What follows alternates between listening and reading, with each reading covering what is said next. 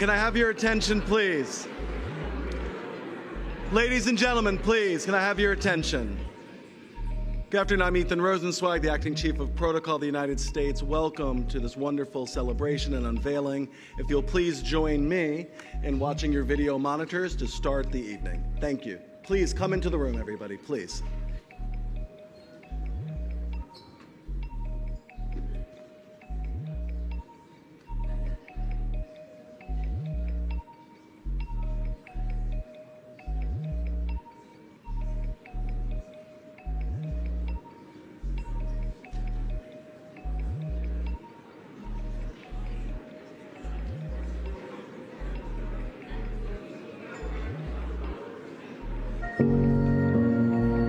I am optimistic, and I am leaving here filled with a sense, as I hope you are, of what we have been able to do together, and I mean together, Foreign Service, the Civil Service, Foreign National Service officers. My profound gratitude to every single one of you for the difference you make here every single day.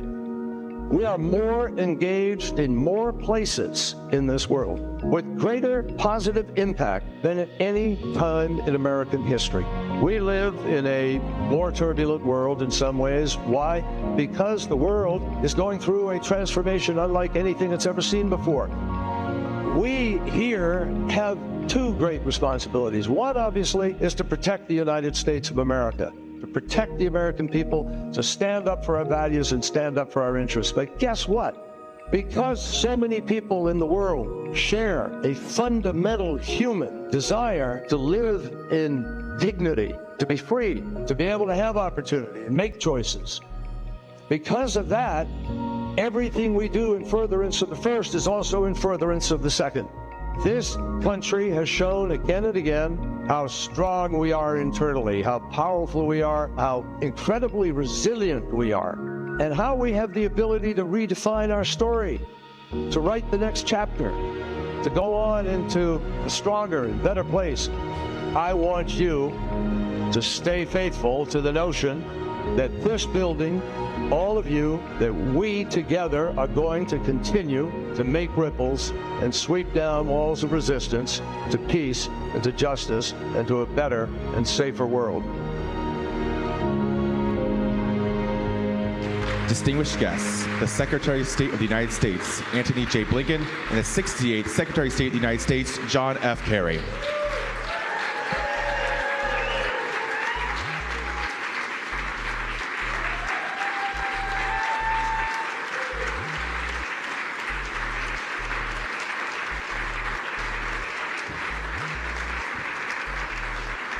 Good afternoon.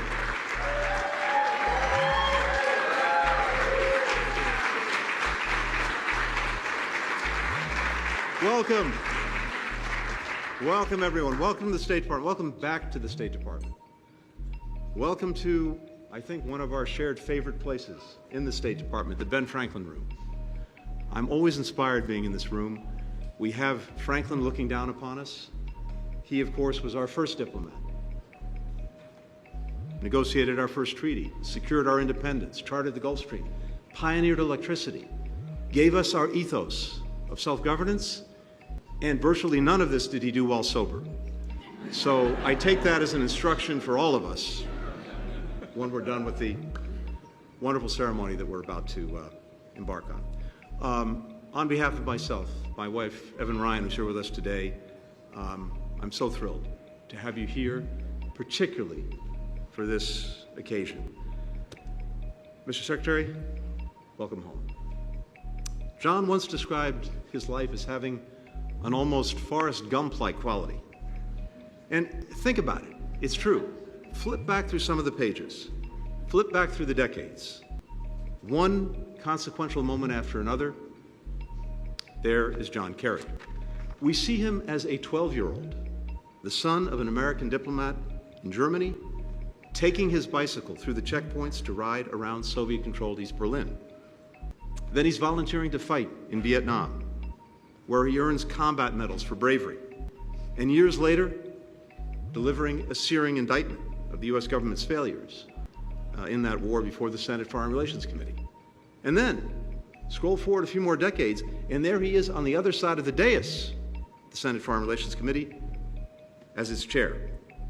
Years later, that same man, now our Secretary of State, walks up to the podium at the UN General Assembly, as you just saw, and, with his granddaughter in his lap, signs the Paris Climate Agreement on behalf of the United States.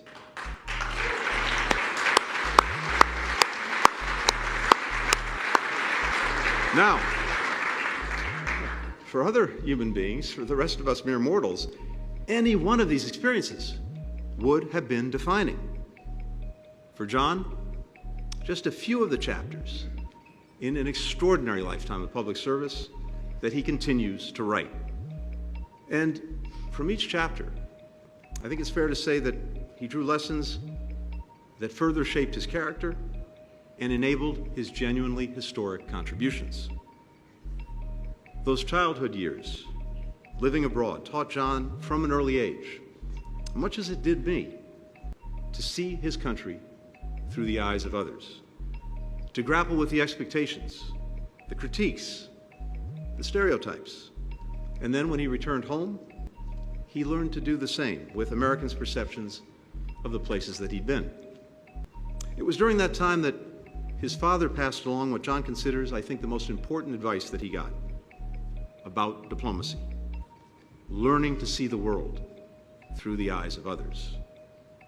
Among the indelible lessons that John took away from Vietnam was, as he later put it, if you're going to ask young men and women to put their lives on the line, you better make damn sure that you've tried everything possible to first exercise diplomacy. The loss of some of his closest friends in that war, the sense that it could just as easily have been his life that was cut short, instilled a lasting determination to treat every day as extra, a burning sense of purpose that John brings to every hour of every endeavor, including his tenure as Secretary of State. Now, his team called him, and I was part of it, the Energizer Bunny, though I'm confident John could tire out that bunny. He would go anywhere. He'd meet anyone. He'd endure exhaustion, physical pain, to advance the mission. When John was in Geneva for maritime negotiations on the Iran nuclear deal, he took advantage of a rare break in talks to get a little bit of exercise. John, being John, decided that exercise means cycling a leg of the Tour de France, uphill through the Alps. John was looping around a police motorcycle when his wheel clipped a curb. He crashed to the ground, snapping his leg. He was rushed back to Boston for surgery. Now, as it happens, as his deputy at the time, I was minding my own business. It was a Sunday, and I got a call from John Feiner, who said to me, what are you doing tonight? And I said, well, nothing much, getting ready for work tomorrow. And he said, can you get on a plane to Paris? So I did, to take the Secretary's place at an important counter-ISIS conference that was taking place. But here's what happened. Normal people would take weeks to recover. Not John. Within hours of the operation, he was holding bilats from his hospital bed. He beamed into the conference in Paris. He refused pain medication, not wanting to lose one iota of his mental sharpness. And then just days later, back in Geneva. In a particularly tense moment, John's counterpart, Iranian Foreign Minister Javad Zarif, abruptly stood up from the table and made his way to the door. John took his crutch, jutted it out, and blocked Zarif's exit. Not until we talked this out. Zarif sat back down, and they worked through it. I think one of the reasons that John was so effective with foreign leaders is that, of course, he was fluent not just in policy, but in politics. As a former elected official, he understood the constraints facing politicians and what it would take to overcome them. Like when he spent a week in Kabul working with the rival Afghan candidates to prevent a disputed presidential election from descending into civil war. Now, one other aside, I had a chance on one occasion with now President Biden to visit Afghanistan with John. And we went out to a forward operating base all the way in the northeast of Afghanistan. And we're heading back to Bagram Air Base. And John says to the pilot, why don't we fly over Tora Bora? I think he was trying to find bin Laden. This was before we got bin Laden. And the pilot said, well, it's going to take us out of our way and it's going to take more time. And John said, no, we have to go to Tora Bora. So we divert to Tora Bora, and no bin Laden, but we at least got to see Tora Bora. And then we start heading back, and we hit the last mountain ridge before Bagram, and this ferocious snowstorm kicks in. And John and then Senator Biden were in the lead helicopter with Chuck Hagel, and the staff was in the second helicopter. And I have the headphones on in the second helicopter, and we hear, we've lost sight of helicopter number one. Then a couple of minutes later, as we're going back and forth across this mountain ridge, helicopter one is down. What does that mean? We land on this ridge, the second helicopter. Thankfully, the first helicopter's there. The ridge is no wider than the blades of the helicopter. We're out there for 4 or 5 hours waiting for them to come rescue us by road because the snow was so intense, the helicopters couldn't fly over that last mountain ridge and get to Bagram. And we all discovered that the warmest place to be, because it was freezing, was actually outside of the helicopter, standing behind the air exhaust. And we took turns doing that. It was the most extraordinary adventure, but that's because John wanted to see Tora Bora. In 2016, countries met in Kigali to try to reach an international agreement to phase out hydrofluorocarbons, greenhouse gases that are thousands of times more potent than carbon dioxide. When the negotiations hit an impasse, John walked over to the room where some of the experts were hammering out the text, which, if you're a climate expert, is a little bit like Michael Jordan showing up at your pickup basketball game.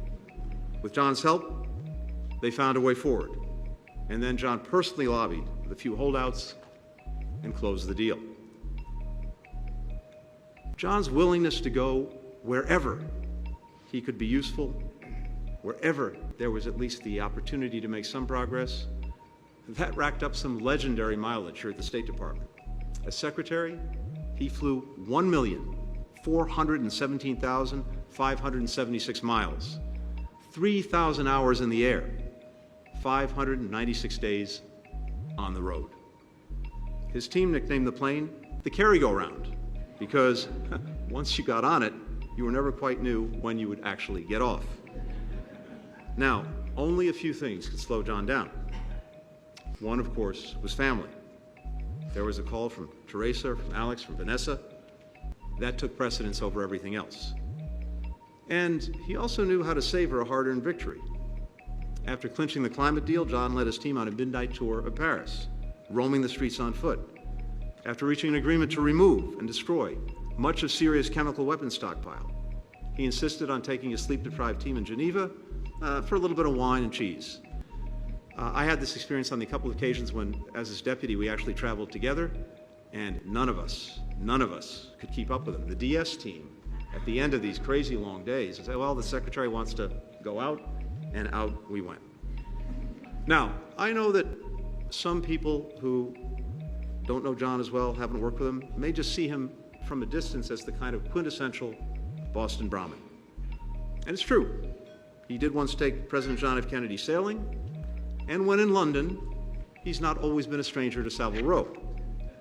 But if you ask anyone who traveled with John, they'll tell you this. On flights, he subsisted almost entirely on Oreos.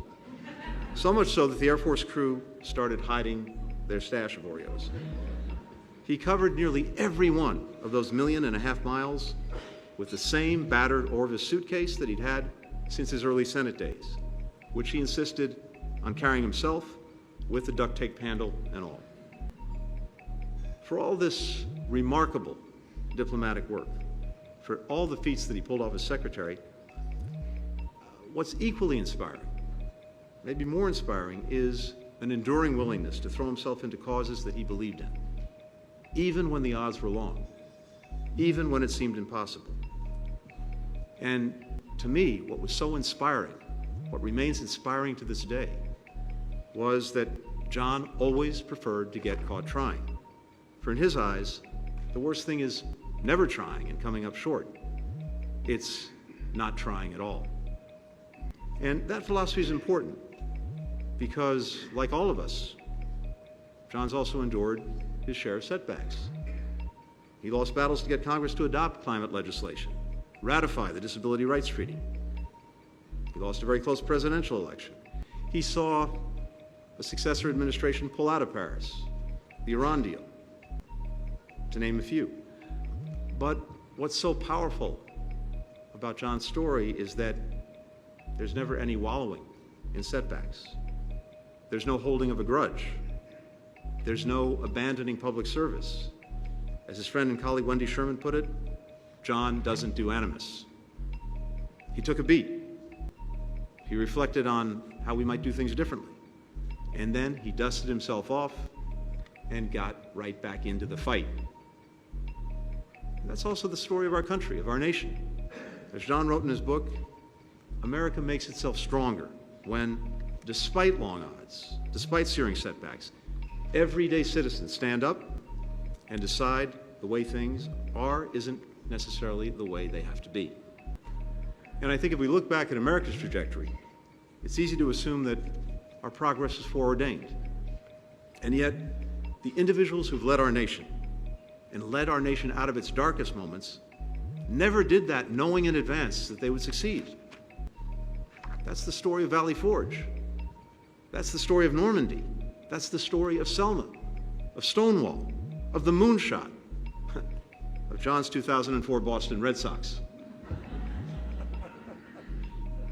Teddy Roosevelt famously spoke of the man in the arena, whose face is marred by dust and sweat and blood, who strives valiantly, who errs, who comes short again and again, because there's no effort without error and shortcoming, who spends himself in a worthy cause, who at best knows in the end the triumph of high achievement, and who at worst, if he fails, at least fails while daring greatly. That is John Kerry.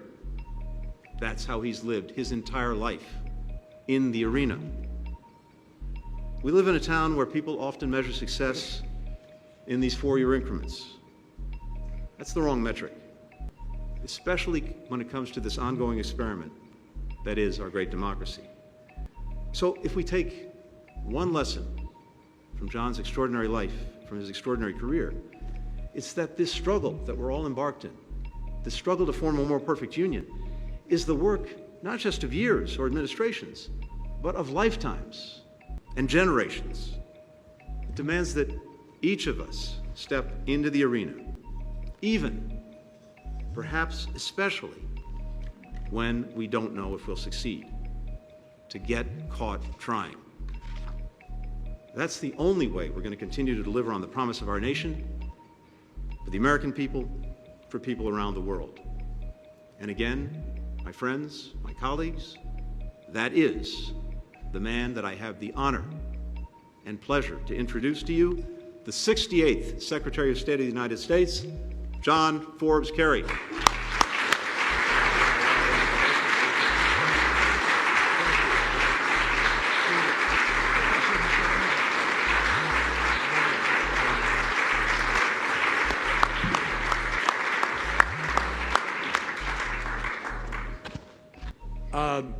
All I can say is, wow, that's a remarkable introduction.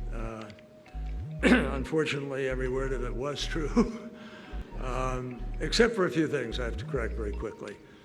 The speech to the assembled foreign ministers in Paris about the Syria affair was highly post-operative narcotic-induced.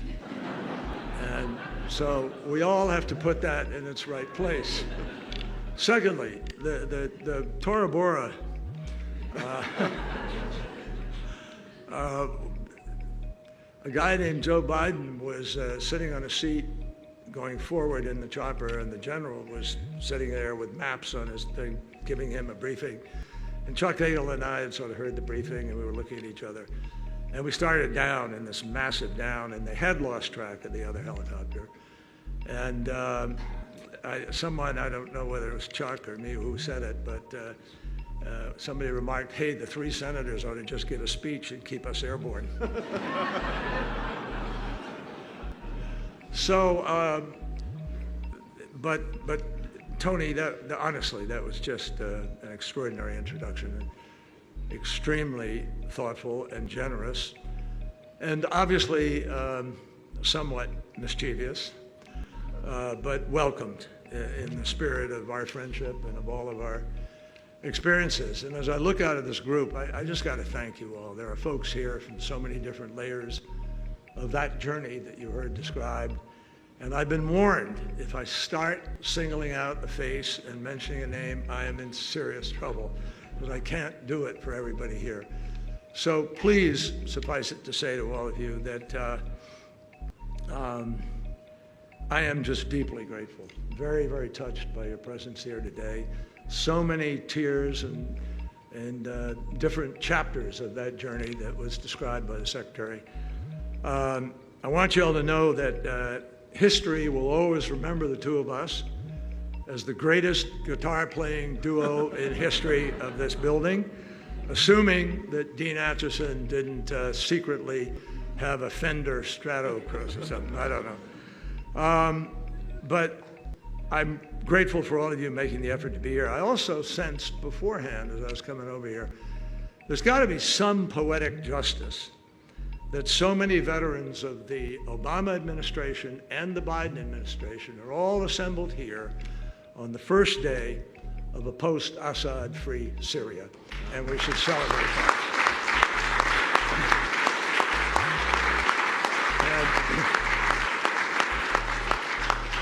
And many miles and many meetings were chewed up, many hours in the Situation Room.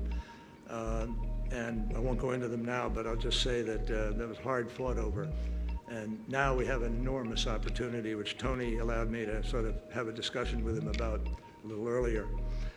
I want to let you know that during the Obama years, a lot of people weren't aware of this, but Tony and I really enjoyed a terrific working relationship during that period of time. And I greatly appreciated the work he was doing as Deputy National Security Advisor. I was really flattered when I heard that he was interested in coming over here as Deputy Secretary. And then I realized his plan actually had a lot more to do with working in the same building as a very talented Assistant Secretary for ECA, Evan Ryan. And we all know where that led, the history. But that's an example of Tony strategic to the core. Evan, thanks for coming home. Where's Evan? Somewhere here. Thanks for coming home today. You're one name I do mention. I appreciate everything that you have done for the department, for all of us. I have to tell you that in my last job as presidential envoy, I often thought that Tony must have wondered just how long John Kerry was going to keep hanging around the State Department. And now with his portrait, he still can't shake me. But honestly, Tony could not have been more supportive, more welcoming, more solicitous, more empowering, and I'm so grateful for the partnership that he gave me in that. When I was privileged to serve as secretary, I always believed that a diplomat's job was to try to calm things down, to try to find the better angels of our God-given gifts, to be able to find a way forward to avoid violence, and to try to find the path to peace, and to make certain that war is genuinely a last resort, above all, and any cause worthwhile for our country. And it's important, needless to say, to get caught trying, as has been quoted a number of times. The world that President Biden and Secretary Blinken were presented has been as complicated as it gets. Moving faster with technology, with transformation, with so many different ingredients and difficulties that you see in almost every government around the world.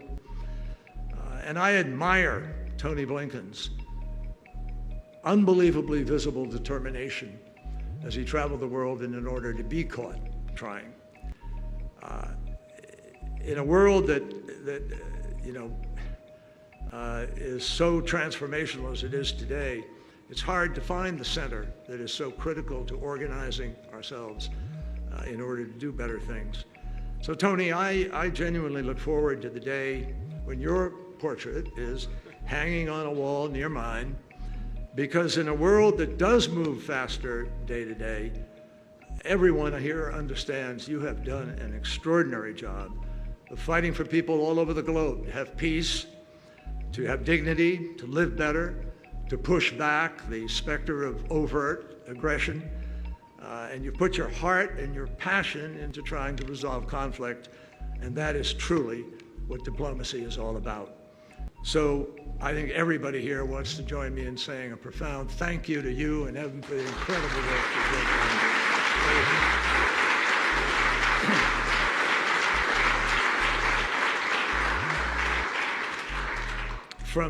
From number 68 to number 71, as we come to be known around here, mere numbers, I'm really excited by what he has done, and the spirit of teamwork, of course, is what defines this building and the relationships that we all build when we're in this building, and privileged to be in this building. It's really easy for people to drive by on Constitution Avenue or C Street or wherever it is, and you know, most people have never had a glimpse of all the things that happen here. They've never had a glimpse of the thousands of people who every single day empower the Secretary of State and the President to be able to advance our interests. And I was blessed to experience the best of that as Secretary, to see the everyday extraordinary character of the loyal men and women of the Civil Service, the Foreign Service, the tandem couples, the SEX, the patient people who made possible the audibles that I would call and suddenly pulled together a trip that was never planned, the line, the ops center, boy, I drive them nuts a few times. Protocol, the consular officers who touch so many lives directly and are so important to our mission around the world. USAID, MED, the Marines, the diplomatic security who keep us safe on trips and work extraordinary hours, all of whom make up the core of America's extraordinary diplomatic team. All of this forming the incredible mosaic that is the home of diplomacy, which I wish all people in this city and in all branches of government would be more sensitive and thoughtful about. It's also special to be here in this unbelievable room, surrounded by the treasures that decorate it. Letters penned by Franklin's hand, the architect's table on which our first Secretary of State, Thomas Jefferson, drafted the blueprints of democracy, the antique silver shaped by a near neighbor of John Adams's, Paul Revere. And it reminds you that these founding statesmen, statespeople, did not know if their experiment would succeed, as we know from the famous words of Ben Franklin, who walked out of the Constitution Hall and asked, what do we have, a monarchy or a republic? And he answered succinctly, a republic, if you can keep it. It reminds you that these founding statespeople did not know if their experiment was going to succeed. And we, all of our generations, have the responsibility to try to answer that question.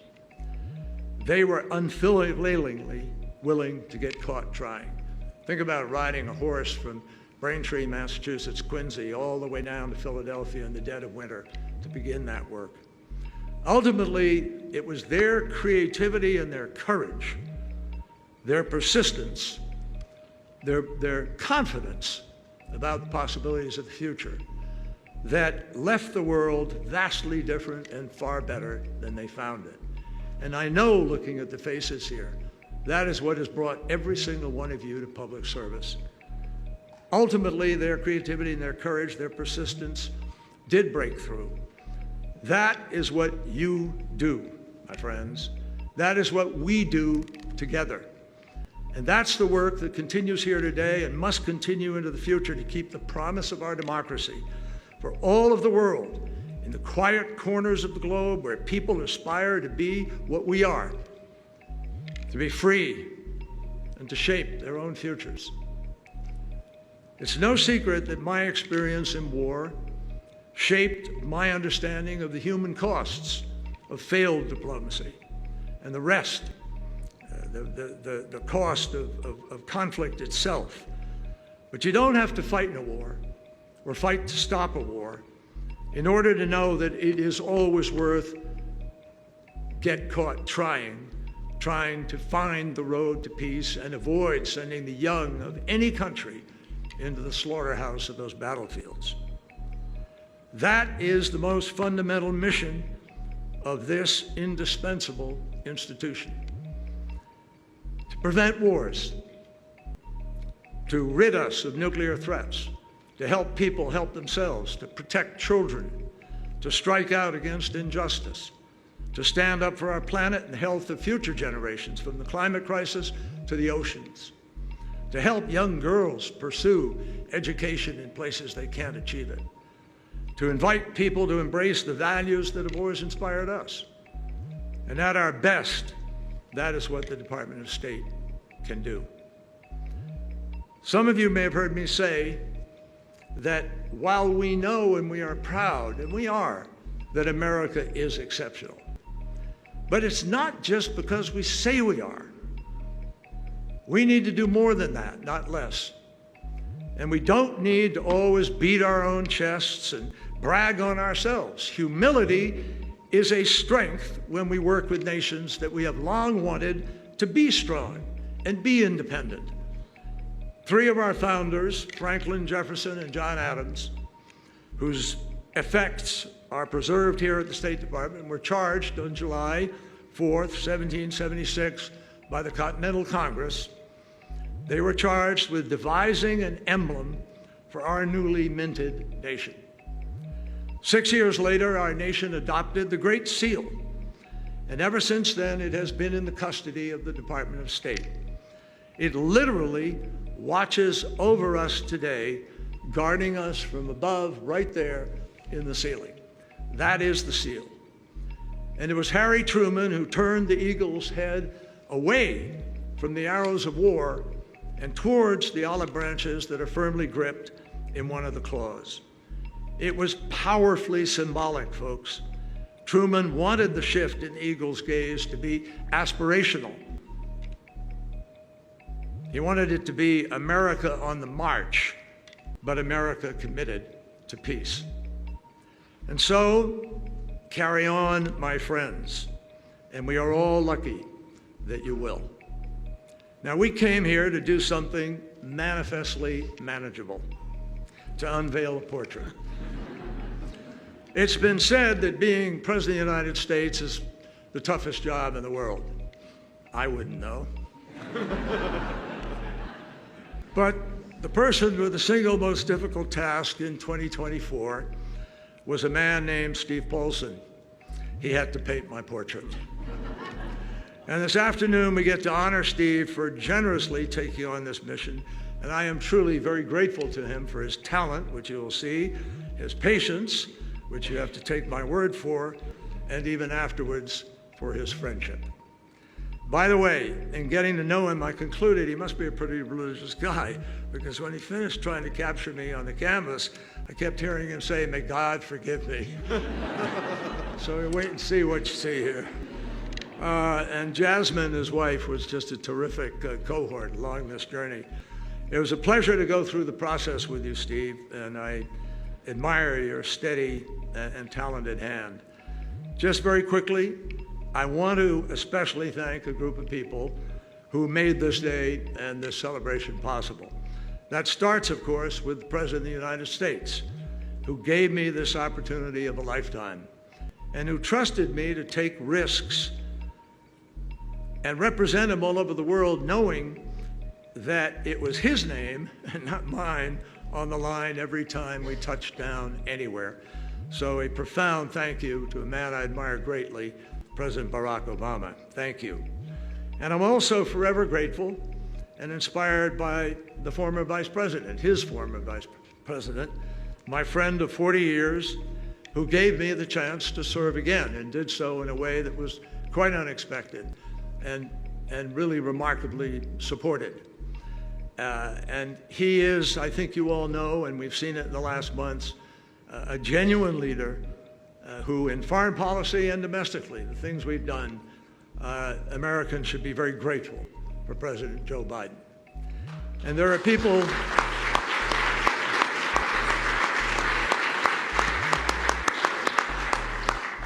there are people here, in addition to Steve, without whom we wouldn't be able to unveil the portrait. And I want to just quickly mention that anybody who served as secretary knows, or even around the secretary on the line or in ops, knows how critical it is to have a great chief of staff in the functioning of this department, and someone who served Madeleine Albright and Tony with equal distinction and played a big role in bringing all of you here and making this event possible. And I want to thank Susie George for her leadership.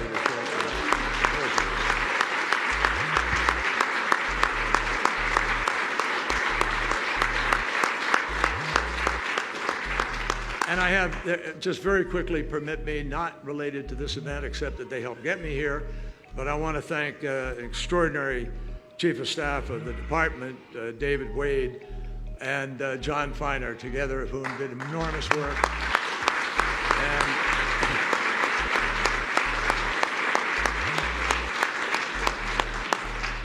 And of course, Kitty DiMartino, who was Chief of Staff for all of our climate efforts, and I thank her also for what we did.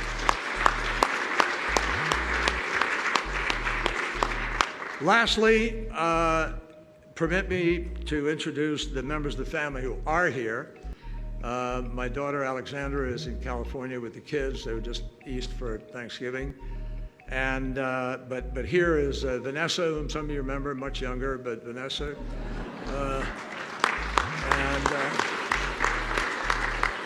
Brian, Vanessa, who has an extraordinary program she runs on a global basis for health and has been appointed by the WHO to be the global climate health envoy. I'm very proud of her and her husband, Brian Nahead, who's a brilliant brain surgeon at Mass General, and their two children, Alexander, a rising soccer player, and Livia, a rising everything.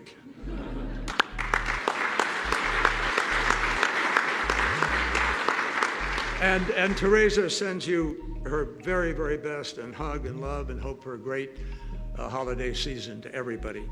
So the unveiling that is about to take place really comes kind of full circle.